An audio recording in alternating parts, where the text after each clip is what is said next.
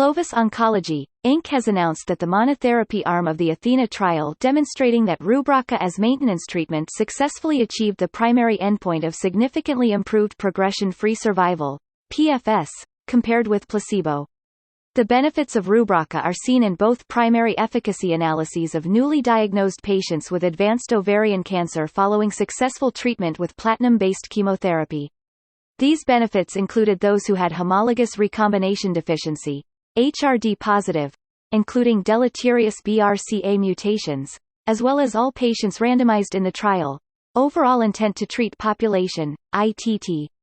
Overall, these findings suggest that Rubraca may be an effective and beneficial treatment for advanced ovarian cancer. Benefit in PFS was also seen in the exploratory subgroups of patients with HRD-2 and BRCA-mutant (BRCAM) tumors. The safety of Rubraca observed in the Athena mono study was consistent with both the US and European labels.